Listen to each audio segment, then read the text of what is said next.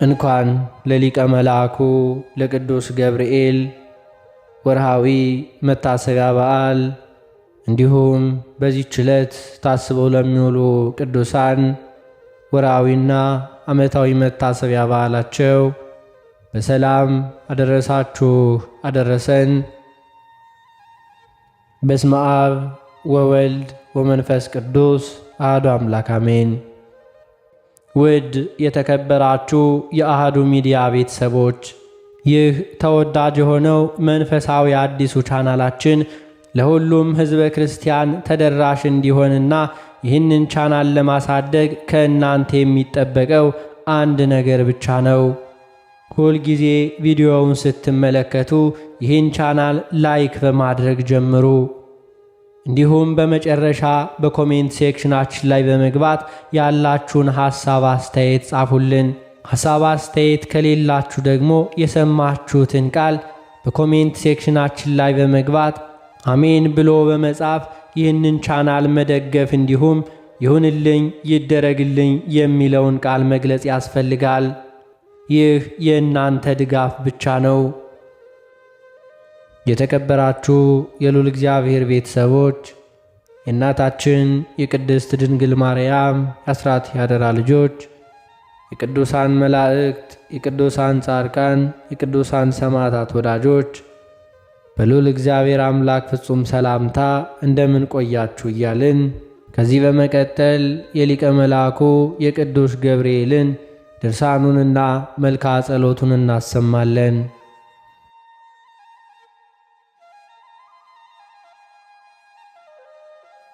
በስመ አብ ወወልድ ወመንፈስ ቅዱስ አሐዱ አምላክ አሜን። አንድ አምላክ በሚሆን በአብና በወልድ በመንፈስ ቅዱስ ስም አምነን በአንድነት ላይ ሦስትነት በሦስትነት ላይ አንድነት መላእክትን ምስጋና ምድራዊ ሰውን እህል የሚመግብ ለአራዊትም ሥጋን ለእንስሳም ሣርን ለአዕዋፋትና ለትሎች ቅጠልን የሚመግብ ከእኛ ዘንድ ለእርሱ ምስጋና ሊያቀርቡለት የሚገባ እኛም ከእርሱ ዘንድ ከጥፋት አድነን ብለን መለመን የሚገባን በነሐሴ 19 ቀን የሚነገር የሊቀ መልአኩ የቅዱስ ገብርኤል ድርሳን ነው እንላለን። ጸሎቱና በረከቱ ከእኛ ከሁላችንም አገልጋዮቹ ከሕዝበ ክርስቲያን ጋር ይሁን ለዘላለሙ አሜን። ከይሁዳ ወገን ኢያቄም የሚባል አንድ ሰው ነበር። ከአሮን ልጆች ወገን ሐኔ የምትባል ሚስትን ያገባም ነበር። ሁለቱም ደጋግ እግዚአብሔርን የሚፈሩ ነበሩ። እርሱንም በፍጹም ልቦናቸው ይወዱት ነበር። እግዚአብሔር አምላክንም በፍጹም ልብህ በፍጹም ሐሳብህ ቃልህም ውደደው ብላ ኦሪት እንደምትናገረው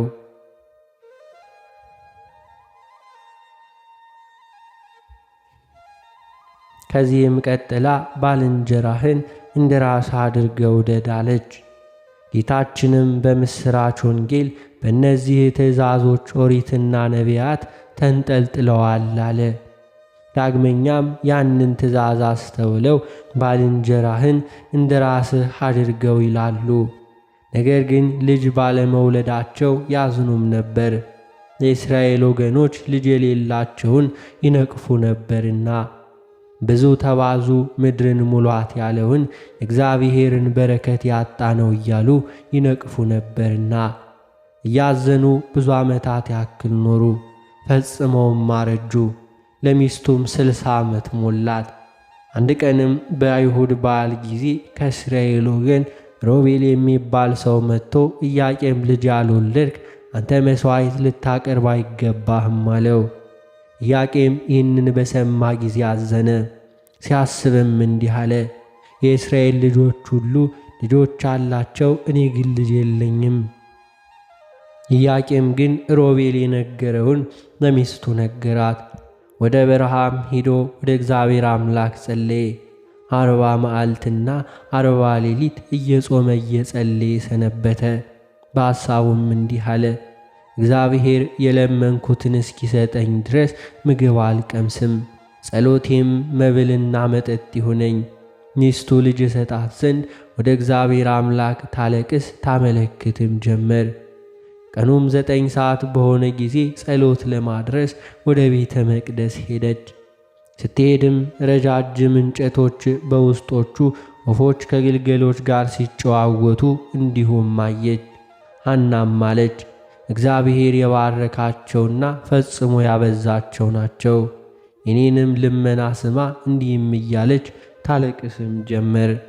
ወዮልኝ! በማን እመሰላለሁ? በብቸኛዋ ወፍ ነውን? ወይንስ ለወፎች ልጆች አሏቸው?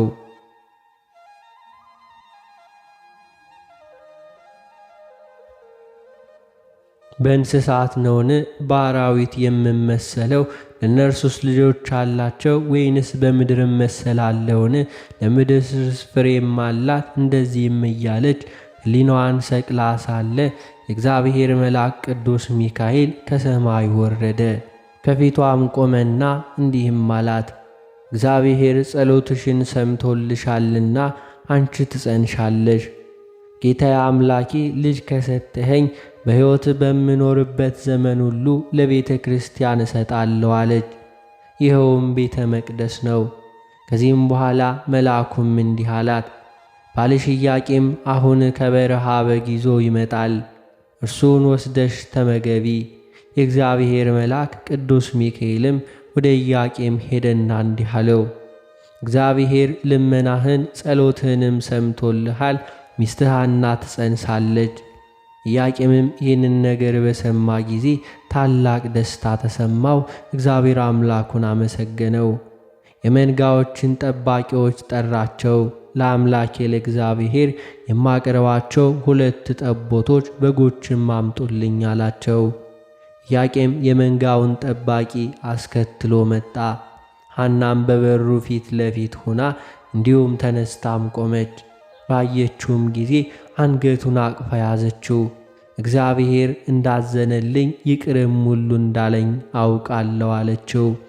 ታላቅ መባረክንም እንደባረከኝ ከዛሬም ጀምሮ እኔ መካኒቱ መካን አይደለሁም፣ ልጅም የሌላትም ጸነሰች አለችው።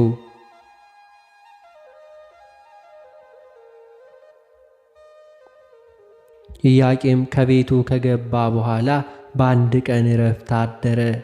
በነጋውም ተነሳና መሥዋዕቱን ይዞ ሲሄድ በልቡም እንዲህ ብሎ አሰበ፣ እግዚአብሔር መሥዋዕቴን ከተቀበለልኝ ፊቴ በቤተ መቅደስ ውስጥ ባለው አክሊል ይታያል።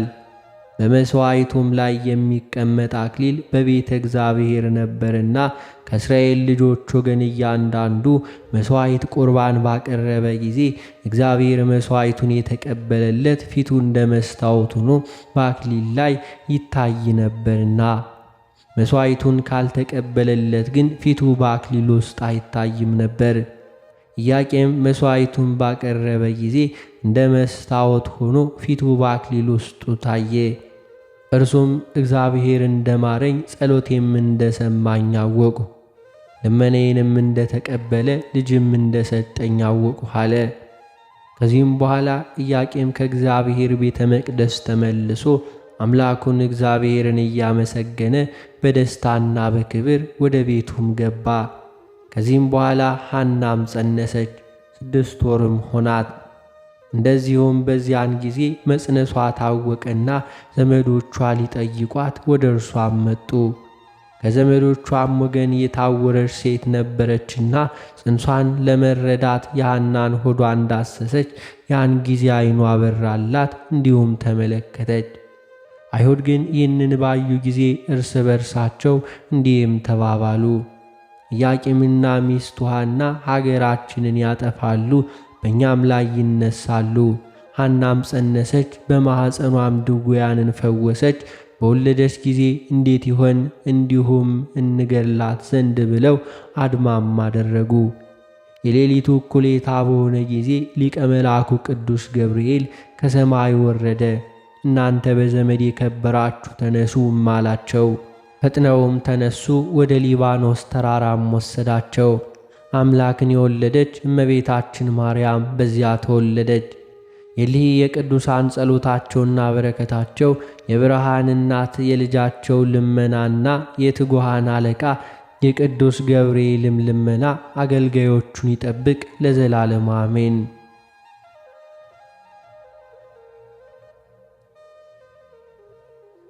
የሊቀ መልአኩ የቅዱስ ገብርኤል ታምሪ ነው። ልመናው አገልጋዮቹን ይጠብቅ ለዘላለሙ አሜን። በሊቀ መልአኩ በቅዱስ ገብርኤል ቤተ ክርስቲያን ውስጥ አንድ ኤጲስቆጶስ ነበር። ለበዓል አገልግሎት ባደረገ ጊዜ ታላቅ ቅዳሴንም ቀደሰ። የተሰበሰቡት ሕዝብም አብረውት ነበሩ። እርሱም በእግዚአብሔር ቃል ምክርና ተግሣጽ ያስተምራቸው ነበር። የሊቀ መልአኩ የቅዱስ ገብርኤልንም ክብር ሁሉ ይነግራቸው ነበር። የሊቀ መልአኩ ቅዱስ ገብርኤል ለጌትነቱ ክብር የሚገባው እንዲሁም ሊያነቡ ሳሉ ያን ጊዜ በሰይጣን ማሰሪያ የታሰረና የቆሰለ አንድ ሰው ይዘው መጡ። በሊቀ መልአኩ በቅዱስ ገብርኤል ቤተ ክርስቲያን ውስጥም ባገቡት ጊዜ በሁለቱ አምድ መካከል አግብተው አኖሩት። ከዚያውም እንደወደቀ ትተውት ሄዱ። ባመሰገኑና ልዩ በሆነ በሦስትነቱ የሰላም እጅ መነሳሳትን በፈጸሙ ጊዜ ርኩስ መንፈስ ያደረበት ሰው ካለበት እንዲሁ በሰቀላ ውስጥም ወደ ቆሙት ምሰሶች በተመለከቱ ጊዜ ድዊው ግን ከምሰሶ ስር በምድር ላይ ወድቆ ነበር። ያም በሽተኛ ደዌ የጸናበት ጥምልምል የሆነ ሰው ከዚያ ዘይት ተቀባ። በዚያችም ሰዓት ከደዌው ዳነ፣ ተነስቶም በእግሩ ቆመ። የተሰበሰቡት ሕዝብም እግዚአብሔር ያደረገውን ባዩ ጊዜ ታላቅ ምስጋናን አቀረቡለት። ሊቀ መልአኩ ቅዱስ ገብርኤልንም አመሰገኑት።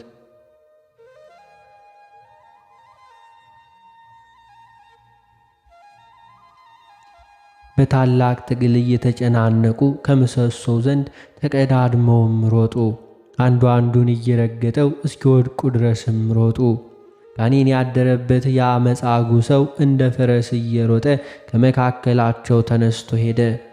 እርሱን ያዩ ሰዎች ሁሉ አደነቁ። መላእክትን የፈጠረ እግዚአብሔርንም እንዲሁ አመሰገኑ። ሊቀ መላእክት ቅዱስ ገብርኤልንም አመሰገኑ።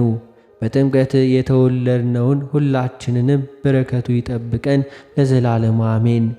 ሊቀ መልአኩ ቅዱስ ገብርኤል ያደረገው ታምሪ ነው። ጸሎቱና በረከቱ ከአገልጋዮቹ ከኛ ከሕዝበ ክርስቲያን ጋር ይሁንና ሰማዕት ጢሞቴዎስ ቁልቁልያኖስ ለረከሱ ለጣዖታት አንሰግድም ባለው ጊዜ ሥጋው የወይር እንጨቶች ቅጥራን ድኝን ቀብተው ከእሳት ይጥሉት ዘንድ አዘዘ። እንደ ታዘዘም እንዲሁ አደረጉበት። ያን ጊዜ ሊቀ መልአኩ ቅዱስ ገብርኤል ከሰማዩ ወረደ። ከዚያም መከራ በብርሃናዊ ክንፎቹ ጋርዶ አዳነው። ልመናው ከአገልጋዩ ጋር ይሁን ለዘላለሙ አሜን። የሰማዕትነት አክሊልን የተቀበለ ሰማዕቱ ጢሞቴዎስን ከእሳት ውስጥ በገባ ጊዜ በክንፍህ ያዳንከው ረዳት ሳትሻ የተበደሉትንም የምትረዳ ቅዱስ ገብርኤል ሆይ ታምራትህንና የታወቀ ቸርነትህንም ያደንቅ ዘንድ ከሚገፉ የተገፋውኔን ታድናለህና።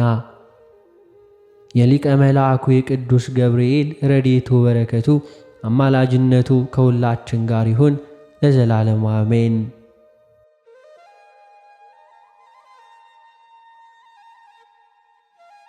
የተከበራችሁ የልዑል እግዚአብሔር ቤተሰቦች ከዚህ በመቀጠል የሊቀ መልአኩ የቅዱስ ገብርኤልን መልኩን እናደርሳለን። በስመ አብ ወወልድ ወመንፈስ ቅዱስ አሐዱ አምላክ አሜን። እንደ አምላክ በሚሆን በአብ በወልድ በመንፈስ ቅዱስ ስም እናምናለን፣ ዛሬም ዘወትርም ለዘላለሙ አሜን።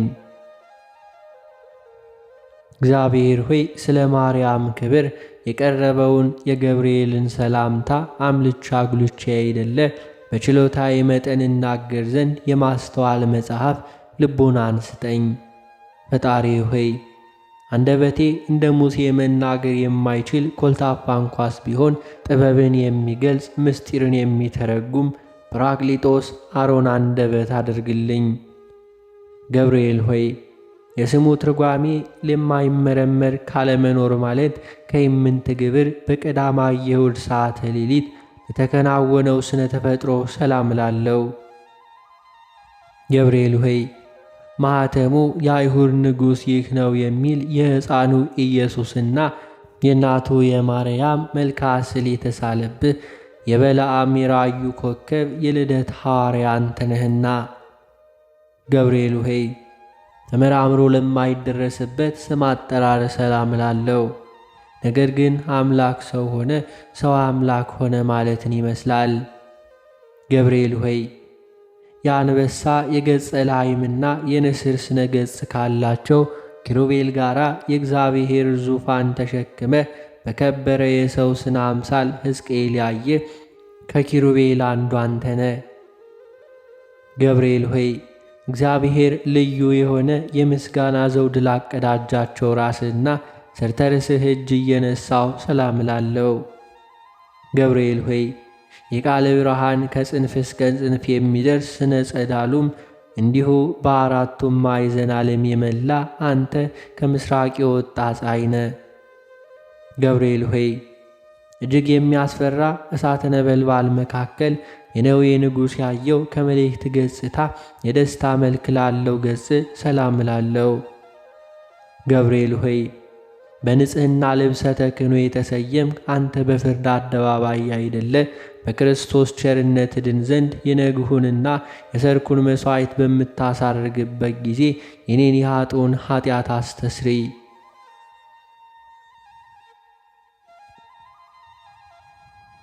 ገብርኤል ሆይ እንቅልፍ ለማይፈታተናቸው ለዓይኖች ቀራንብትና ዓለምን በብርሃናቸው ለሚያገለግሉ ከዋክብት ዓይኖች ሰላም እላለሁ። ገብርኤል ሆይ አንተም እንጂ የሰላም ዕረፍት ትሰጠን ዘንድ ትጋ። ቅዱስ ሚካኤል ለሙሴ ጠባቂ ሆኖ በተሾመ ጊዜ ታላቁን የኤርትራን ባሕር ከፍሎ አሻግሮታልና። ገብርኤል ሆይ የአብ አካላዊ ቃል መሳኮ ብርሃን ለሚሆኑ ጆሮች ሰላም እላለሁ። የውበታቸው ጸዳል የበረሃ አበባ ለሚመስለው ጉንጮች ሰላም እላለሁ። ገብርኤል ሆይ ከጭንቅና ከመከራ ለማውጣት የተላክ መልአክ ነህና ሰለስቱ ደቂቅን በእሳት ጉድጓድ በተጣሉ ጊዜ ሁለቱን ክንፎችን ጋርደ ከመቃጠል እንዳዳንካቸው እኔንም አገልጋይህን በረድኤትህ ኃይል አድነኝ። ገብርኤል ሆይ በጎ መዓዛ ያለው ሽቱ መመንጫ ለሆኑ አፍንጮች ሰላም እላለሁ። የንጽሕና የቅድስና መገኛ ለሆኑ ከንፈሮችህም ሰላም እላለሁ። ገብርኤል ሆይ ለሐና ልጅ ለማርያም ደስ የሚያሰኝ ምስራች እንዳበሰረካት እኔም የምጸድቅበትን የምድንበትን የምስራችን ማብስረኝ። መልካም ምስራች ማብሰር ላንተ ክፍልህ ነውና። ገብርኤል ሆይ ተጠራጣሪው ዘካርያስን ለገሰጸው አፍ ሰላም እላለሁ። ደስታንና ፈገግታን ለሚያሳዩ የዕንቁ ባሕሪ ላላቸው ጥርሶች ሰላም እላለሁ። ገብርኤል ሆይ ባሕሪ ከኢዮብ መንፈስ ባሕር የተመሳሰለ የዝምታ መልአክ ነህና አመፃን እንዳይናገር ላፌ ጠባቂም ሁነው፣ ለከንፈሬም የትዕግሥት መዝጊያንም አብጅለት።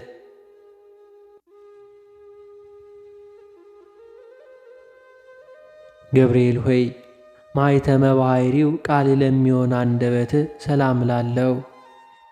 የባቢሎንን የእሳቱ እሄት ወደ ቀዝቃዛነት የለወጠ ለእስትንፋስም ጠልም ሰላም እላለሁ። ገብርኤል ሆይ ጻድቃኖቹን ሁሉ ለመርዳት የታመንክ ነህና አስቀድሞ ቂርቆስንና እናቱ ኢየሉጣን እንዳዳንካቸው እኔንም የመከራ ቁስል እንዳይጠዘጥዘኝ እንዳይነዘንዘኝ ከእሳት ነበልባልም አድነኝ። ገብርኤል ሆይ የሚያስደስት ጣዕመ ዜማ መፍለቂያ ለሆነ ጉሮሮ ሰላም እላለሁ። ዳግመኛም በንጽሕና ሐብል ባጌጠ አንገትህም ሰላም እላለሁ። ገብርኤል ሆይ ከላይ ከሰማይ ተልከ ወደ ማርያም በወረድክ ጊዜ የእግዚአብሔር ቃል ያለ ድካምና ያለ ችግር ከሥጋዋ ሥጋ ከነፍሷ ነፍስ ነስቶ በማኅፀኗም አደረ። የልዑል ኃይልን በሚያስደንቅ ግርማም ጠበቃት፣ እንዲሁም ጋረዳት። ገብርኤል ሆይ የቅድስና ልብሰ ተክህኖ ለተጎናጸፈ ትከሻ ሰላም እላለሁ። ረቂቅ የሚሆን የብርሃን ሞጣይት ለደረበ ዘባን ሰላም እላለሁ። ገብርኤል ሆይ በጎ ነገር ለመናገር ለመጻፍ የምችል ዘንድ የድርሰት መንፈስ አሳድርብኝ። ዕዝራ ኡራኤልን አጥብቆ በለመነው ጊዜ ምስጢርን የሚገልጽ መንፈስ እሳት ጽዋ ግቶታልና።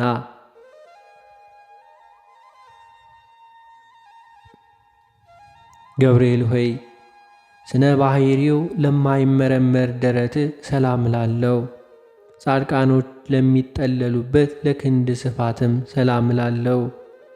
ገብርኤል ሆይ እግዚአብሔር ብቻውን ቢያውቅ እንጂ ስለ አንተ ተፈጥሮ ማንም ሆነ ማን አስቦ የሚደርስብህ የለም፣ ባሕሪህም እንዴት እንደሆነ መርምሮ የሚያውቅ የለምና። ገብርኤል ሆይ እግዚአብሔር በመለኮታዊ ችሎታ አስተባብሮ ለፈጠራቸው ለእጆችህና ለሁለቱም ረቂቅ ወሮች ሰላም ላለው። ገብርኤል ሆይ የክርስቶስና የወላጅ እናቱ ሐዋርያ ነህና እሳቱ ከማይጠፋ ትሉ ከማያንቀላፋ ከኩነኔ ጉድጓድ መንጥቀህም አውጣኝ። ገብርኤል ሆይ ከዳራና ከቂሮስ እስከ ክርስቶስ መወለድ ያለውን ዘመን መጥኖ ለከነዳ ክንድን ለዳኩርና ሰላም ላለው። ገብርኤል ሆይ ያዘኑትን የምታረጋጋ ጻድቃንን የምትጎበኛቸው አንተ ስለሆንክ ሐዘንን የሚያስረሳ የደስታ ወይንን አጠጣኝ። ላዘኑ ለተከዙ ወይንን ያጠጣቸው ዘንድ ሕግ ተሰርቶአልና። ገብርኤል ሆይ ቡሩክ ጸጋን ለሚለግስ መዳፍህ ሰላም ላለው። ለክቡር መልኮች ጣቶች ለሚሆኑ ነበልባላዊ ጣቶች ሰላም ላለው። ገብርኤል ሆይ ወደ እውነተኛው አምላክ አደራም አስጠብቀኝ። በዚህ ዓለም ጠዋት የተናገረውን ማታ የሚደግም ዘመድ ወይንም ወዳጅ አይገኝምና።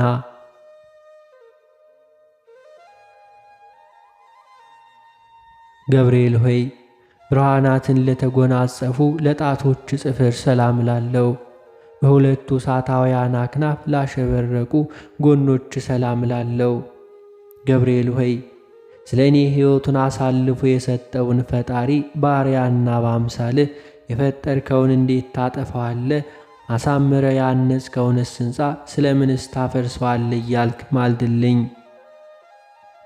ገብርኤል ሆይ ምግቡ የምስጋና ጣዕም ኅብስት ለሆነ ሆድ ሰላም ላለው። የሦስቱ ሕዋሳት አካል መሠዋዕት ለሆነው ጽሩይ ልቡና ሰላም ላለው። ገብርኤል ሆይ ስለዚህም አንተ የሕያዋን ሕያው ነህ። ሰው ግን ይሞታል፣ ወደ መሬትነቱም ይመለሳል፣ ሕይወቱም እንደ ጢስ ብን ብላ ትጠፋለችና። ገብርኤል ሆይ ምስጋናን በዝማሬ ድምፅ ለሚያሰማ የሚያመሰግን ሕሊና ሰላም ላለው። የሥጋዊ ባሕሪ ክፍለ አካል ግን በባሕሪ የሌለ ነው። ገብርኤል ሆይ የድኅነት መልአክ ነህና እኔንም አገልጋይህንም ከችግር አውጣን። ይልቁንም ጠላቴ ሰይጣን የመቅሰፍት እሳት ወላፈኑን በእኔ ላይ ባበዛ ጊዜ ፈጥነ በክንፎችም ጋርደኝ። ገብርኤል ሆይ ለሚጠሩት ፈጥኖ ለሚሰማ ሩሩህ እሳታዊ ነበልባል አንጀትህ ሰላም ላለው። ገብርኤል ሆይ አንተ በሁሉ ዘንድ አሸናፊ ነህና አንተ በእግዚአብሔር ዘንድ መሥዋዕትን የሚያሳርጉ የካህናተ ሰማይ ሱራፊል ጓደኛም ነህ።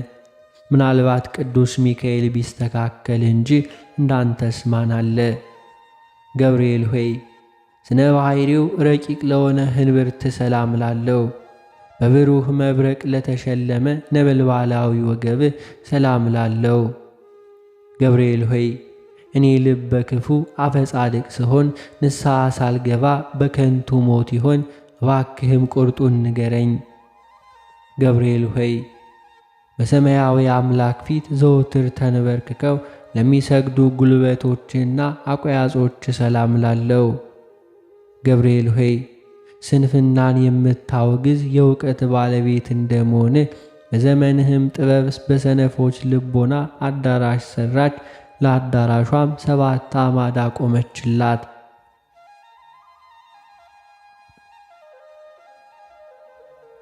ገብርኤል ሆይ ተውላጠ ስሙ ብልጣሶር ለሚባል በነቢዩ በዳንኤል ፊትም ለመገለጽ በኤፍራጥስ ወንዝ ዳርቻ ለቆመ እግርህም ሰላም ላለው። ገብርኤል ሆይ ከቀድሞ ጀምሮ ያዘኑትን የምታረጋጋ አንተ ነህና በመከራና በጭንቅ በባቢሎን የሚኖሩ የእስራኤልን ምርኮ መመለስ ለዚሁ ነቢይ በሕልምም ነገርከው።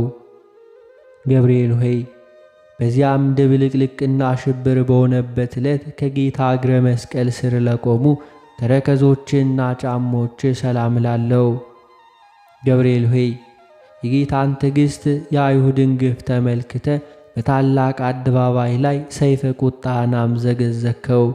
ቅዱሳን አንስት ግን ክርስቶስ ተነስቷል ስላልካቸው የትንሣኤውን ምስራች ይነግሩ ዘንድ ወደ ሐዋርያትም ሄዱ። ገብርኤል ሆይ በእግሮች ላይ ለሚያበሩ 10 ጣቶች ሰላም ላለው። በብርሃንነትና በነጸብራቅነት ለሚተባበሩ ጥፍሮችህም ሰላም ላለው።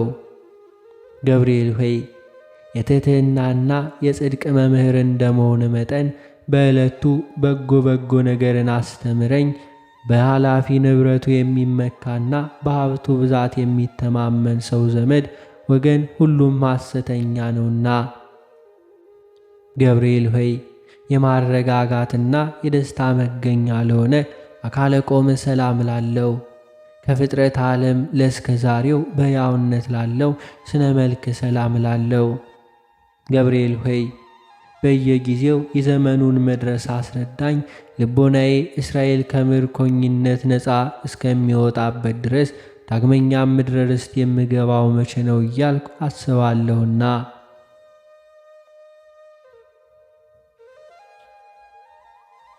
ገብርኤል ሆይ ከሰው ወገን ከቶ ጠዋትና ማታ እንደኔ ሐዘንና ትካዜ የሚያበዛ የለም። ከመላእክትም ወገን እንዳንተ ያዘኑትን የሚያረጋጋ የለም። ገብርኤል ሆይ ለዚህም እኔ አውቄና አንተንም አምኜ ይህንን ያቀረብኩትን ጸሎት እንደ ትልቅ ዋጋም ቆጥረ የማረጋጋት ቃልንም አሰማኝ። የመላእክት አለቃ ቅዱስ ገብርኤል ሆይ ሰላም ላንተ ይሁን። የጥንቱን የመዳን ተስፋ በመስበክ አዲስ የምሥራች ዜና ለመናገር በክብር ወደ ድንግል ማርያም የተላክ ገብርኤል ሆይ ሰላም እልሃለሁ። የኤልሳቤጥ ልጅ ዮሐንስ ከተጸነሰ በኋላ ለዳዊት ልጅ ምስራች ትነግር ዘንድ ወደ ገሊላ ምድር የተላክ ገብርኤል ሆይ ሰላም እልሃለሁ። ገብርኤል ሆይ ሰላም ላንተ ይሁን። ድንግል ማርያምን ቃልህ ሰላም ላንቺ ይሁን ባላት ጊዜ ከሥጋዋ ሥጋ ከነፍሷ ነፍስ ነስቶ ያን ጊዜ መለኮት ከእርሷ ዘንድ ሰው ሆነ። ገብርኤል ሆይ ሰላም ላንተ ይሁንና እንደዚሁም ድንግል ማርያምን ተፈሲ ደስ ይበልሽ ባልካት ጊዜ መንፈስ ቅዱስ ሥጋዋን አነጻ፣ የሉሉም ኃይል ጋረዳት።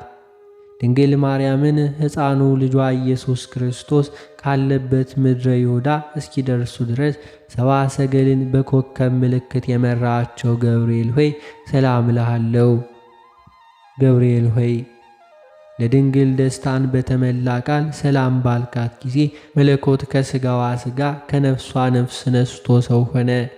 ስለዚህም ምሕረትንና ፍርድን ታሰጠኛለ በማለት እየተቀኘውና ንጹሕ ዘማሬን እየዘመርኩ ሰላም እልህ ዘንድ አቤቱ ተገለጽልኝ።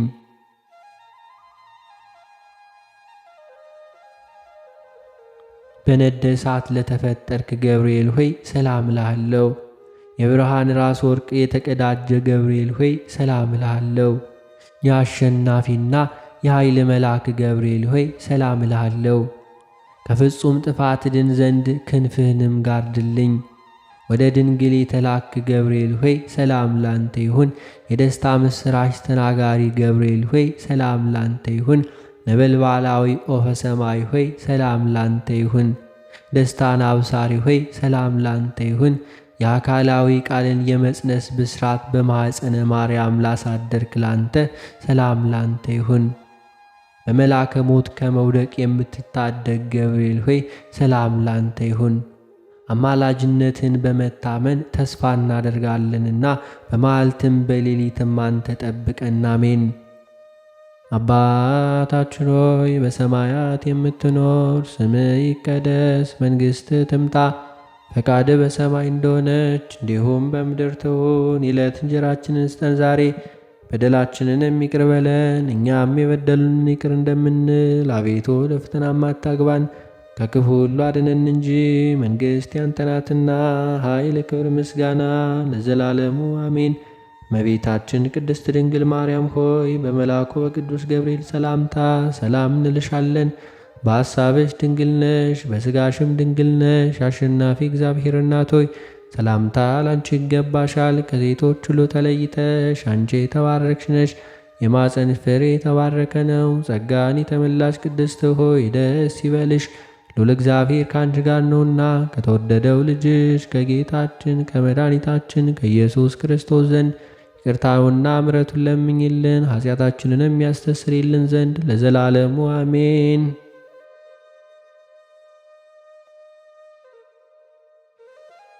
የተከበራችሁ የልዑል እግዚአብሔር ቤተሰቦች ከዚህ በመቀጠል በነሐሴ 19 ቀን የሚነበበውን ስንክሳር እናሰማለን። በስመ አብ ወወልድ ወመንፈስ ቅዱስ አሐዱ አምላክ አሜን።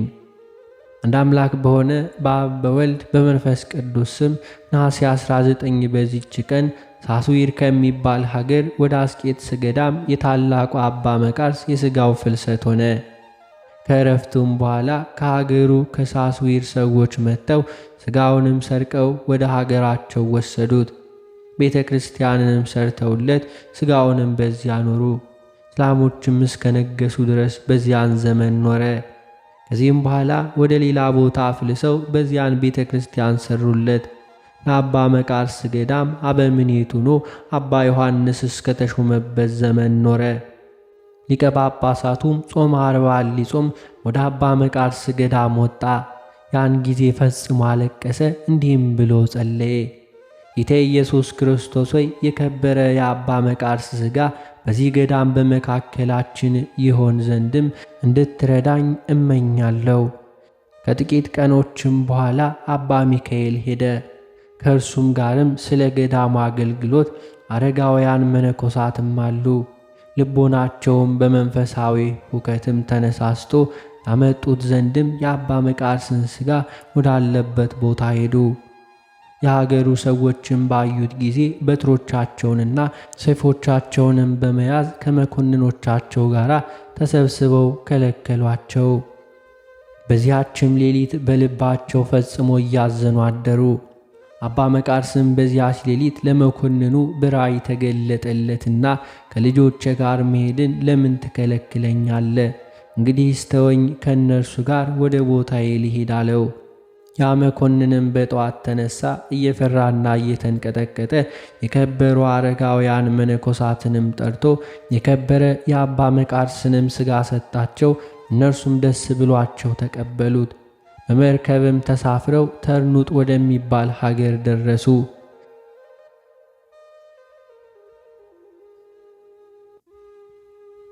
ከእነርሱም ጋር የሚሸኟቸው ከሀገሩ የመጡ ብዙዎች ሕዝቦች ነበሩ።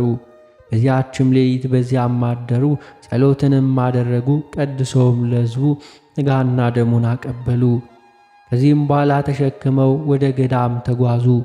ሲጓዙም ከበረሃው እኩሌታ ደረሱ። ከድካማቸውም ጥቂት ሊያርፉ ወደዱ። አባ ሚካኤልም የከበረ የአባታችን የአባ መቃርስን ሥጋ የምታሳርፍበትን እግዚአብሔር እስከ ገለጠልህ ድረስ እንደማናርፍህ ሕያው እግዚአብሔርን ብሎ ማለ። ከዚህም በኋላ የከበረ የአባ መቃርስን ሥጋ የተሸከመ ግመል ወደ አንድ ቦታ ደርሶ በዚያም በረክ አለ። የከበረ የአባ መቃርስ ሥጋ ያለበትንም ሳጥን እንዲሁ ይጥል ዘንድም በራሱም ወዲያና ወዲህ ዞር ጀመር። አረጋውያን መነኮሳትም እግዚአብሔር የፈቀደው ያ ቦታ እንደሆነ አወቁ። እጅግም አደነቁ፣ እግዚአብሔርንም አመሰገኑ። ያም ቦታ እስከ ዛሬ ድረስ የታወቀ ነው። ወደ ገዳሙም በቀረቡ ጊዜ መነኮሳቱ ሁሉ ወጡ። ወንጌልንም እንዲሁ መስቀልንም ይዘው መብራቶችን እያበሩ እየዘመሩና እያመሰገኑ ወደ ቤተ ክርስቲያን እስከ ገቡ ድረስ በታላቅ ክብር በራሳቸው ተሸክመው ወሰዱት። እግዚአብሔርም በዚያች ሌሊት ታምራትን አደረገ። ለእግዚአብሔር ምስጋና ይሁን። እኛንም በከበሩ አባቶቻችን ጸሎት ይማረን፣ በረከታቸውም ይድረሰን ለዘላለሙ አሜን። በዚች ቀን የአልዓዛር ልጅ የፊንሐስ መታሰቢያ ነው። በረከቱም ከእኛ ጋር ትኑር ለዘላለሙ አሜን።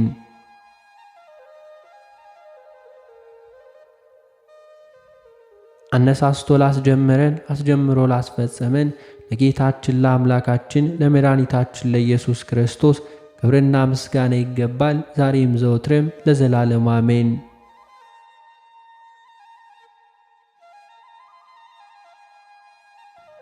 የተከበራችሁ የልዑል እግዚአብሔር ቤተሰቦች ከዚህ በመቀጠል በነሐሴ 19 ቀን በቅዱስ ገብርኤል በዓል ዕለት የቅዳሴውን ምስባክና በቅዳሴ ጊዜ የሚነበበውን ምንባብ እናሰማለን። መዝሙር 56 ቁጥር 10 በእግዚአብሔር ቃሉን አመሰግናለሁ፣ በእግዚአብሔር ቃሉን አከብራለሁ፣ በእግዚአብሔር ታመንሁ አልፈራም፣ ሰው ምን ያደርገኛል?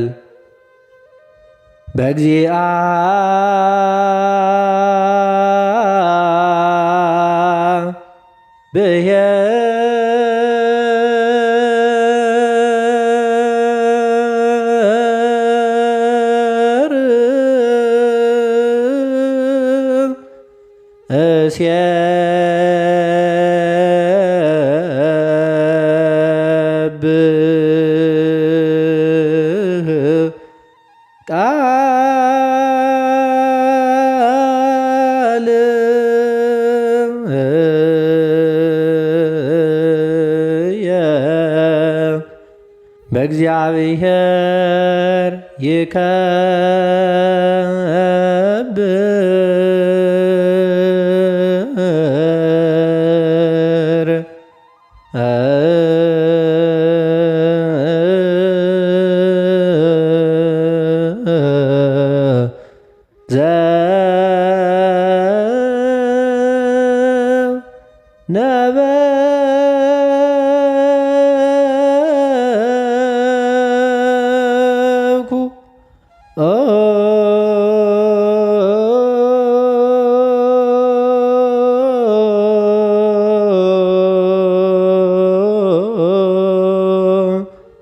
ወበእግዚአብሔር ተወከልኩ ይፈርምንተ ይሬስየኒ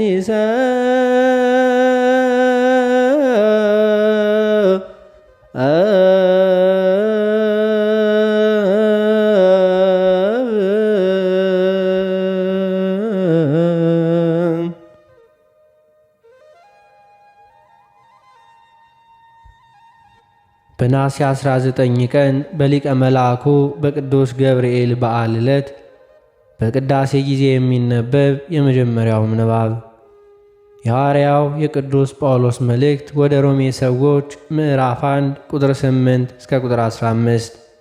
ቃሉም እንዲህ ይላል። እምነታችሁ በዓለም ሁሉ ስለተሰማች አስቀድሜ ስለ ሁላችሁ አምላኬን በኢየሱስ ክርስቶስ አመሰግናለሁ። በልጁ ወንጌል በመንፈሴ የማገለግለው እግዚአብሔር ምስክሬ ነውና። ምናልባት ብዙ ቆይቼ ወደ እናንተ አሁን እንድመጣ በእግዚአብሔር ፈቃድ መንገዴን እንዲያቀናልኝ እየለመን ሁል ጊዜ ስጸልይ ስለ እናንተ ሳላቋርጥ አስባለሁ። ትጸኑ ዘንድ መንፈሳዊ ስጦታ እንዳካፍላችሁ ላያችሁ ናፍቃለሁና። ይህንም ማለቴ በመካከላችን ባለች በእናንተና በእኔ እምነት አብረን በእናንተ እንድንጽናና ነው። ወንድሞች ሆይ በሌሎች አሕዛብ ደግሞ እንደሆነ በእናንተም ፍሬ አገኝ ዘንድ ብዙ ጊዜ ወደ እናንተ ልመጣ እንዳሰብሁ እስካሁን ግን እንደተከለከልሁ ታውቁ ዘንድ እወዳለሁ። ለግሪክ ሰዎችና ላልተማሩም ለጥበበኞችና ለማያስተውሉም ዕዳ አለብኝ።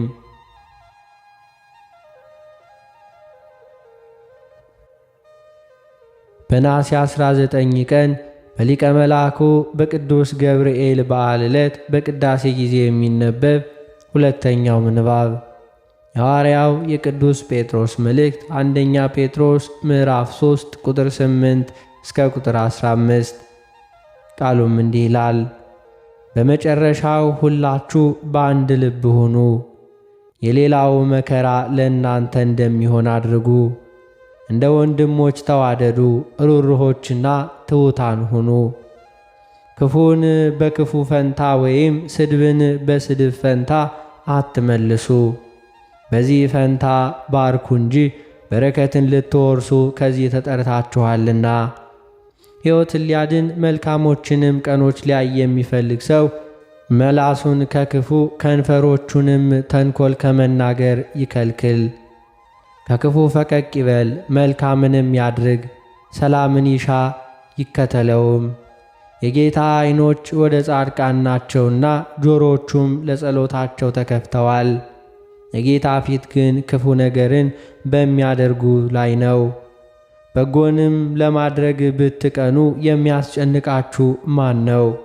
ነገር ግን ስለ ጽድቅ እንኳ መከራን ብትቀበሉ ብፁዓን ናችሁ። ማስፈራራታቸውንም አትፍሩ፣ አትናወጡም።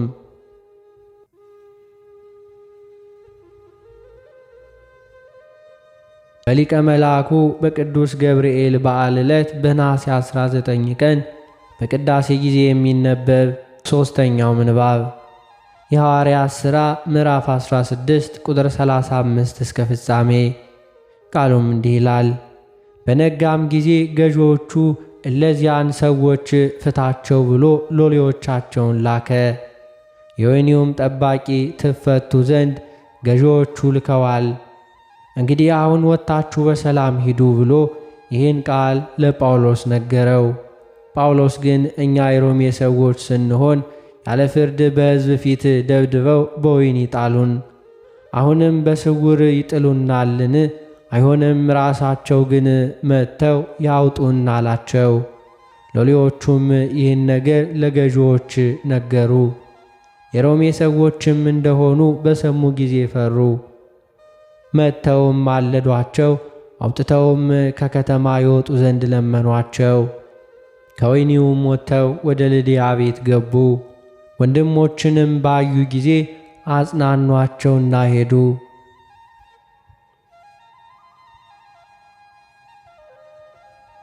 በሊቀ መልአኩ በቅዱስ ገብርኤል በዓል ዕለት በነሐሴ 19 ቀን በቅዳሴ ጊዜ የሚነበብ የወንጌል ምንባብ የማቴዎስ ወንጌል ምዕራፍ 27 ቁጥር 50 እስከ ቁጥር 57። ቃሉም እንዲህ ይላል። ኢየሱስም ሁለተኛ በታላቅ ድምፅ ጮኸ፣ ነፍሱን ተወ። እነሆም የቤተ መቅደስ መጋረጃ ከላይ እስከ ታች ከሁለት ተቀደደ። ምድርም ተናወጠች፣ አለቶችም ተሰነጠቁ፣ መቃብሮችም ተከፈቱ።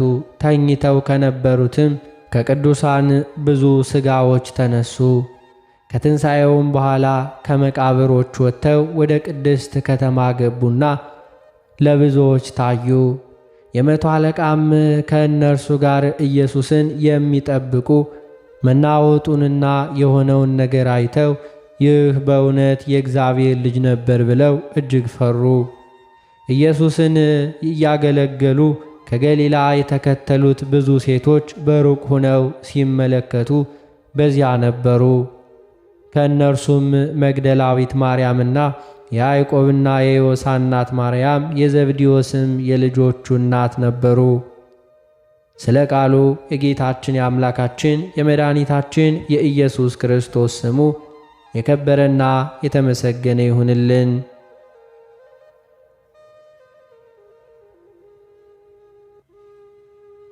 አነሳስቶ ላስጀመረን አስጀምሮ ላስፈጸመን ለጌታችን ለአምላካችን ለመድኃኒታችን ለኢየሱስ ክርስቶስ ክብርና ምስጋና ይገባዋል፣ ዛሬም ዘወትርም ለዘላለም አሜን።